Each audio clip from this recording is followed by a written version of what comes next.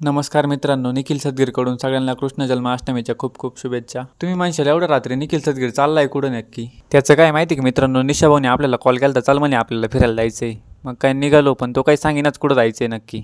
फिरायला जायचं सांगून तो आला सिन्नरला घेऊन आणि कोणत्या गल्ली बोळातून फिरत होता काय माहिती मला। तो तेवढ्यात मला श्रीकृष्ण मंदिर दिसलं। अरे म्हटलं मंदिरात जायचं होतं असं तरी सांग। तो म्हणतो तू मंदिरात म्हणलो आलाच नसता मला माहिती। मंदिर एवढं भारी सजवलं होतं ना मित्रांनो, मी डायरेक्ट पाहून चाकच झालो। कमीत कमी अर्धा तास मी ना दर्शन घ्यायचं सोडून मंदिरच पाहत होतो कसं सजवलंय। निशाभाऊ म्हणे कवर बाहेरूनच पाहतो, मध्ये तर चाल मध्ये अजून भारी, तो अजून चाक होशील।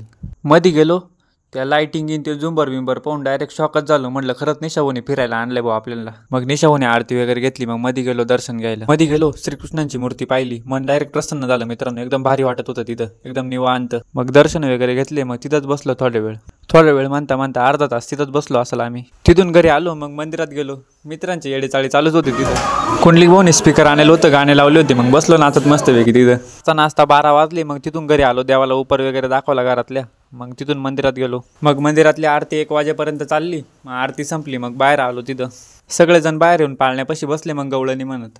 मग केक वगैरे कापला गोवाल्यानी बाळ्यांनी श्रीकृष्णांच्या बर्थडेचा। ज्याच्यासाठी आपण 1 वाजेपर्यंत जागे होतो त्याचा टाइम आला भाऊ शेवटी गुलाबजाम खायचा। जय मस्त टायमिंग आलता 1 वाजता। त्यांनी स्वप्नीलने सगळे गुलाबजाम खाऊन घेतले, मला ना आयुषला काही भेटलेच नाही। म्हणलं काही फायदा नाही झाला भाऊ एवढे 1 वाजेपर्यंत जागून आपला। परत एकदा निखिल सदगीरकडून सगळ्यांना कृष्ण जन्माष्टमीच्या खूप खूप शुभेच्छा। मित्रांनो भेटू पुढच्या व्हिडिओत लवकरच। तोपर्यंत लाईक करा, शेअर करा, कमेंट करा आणि चला।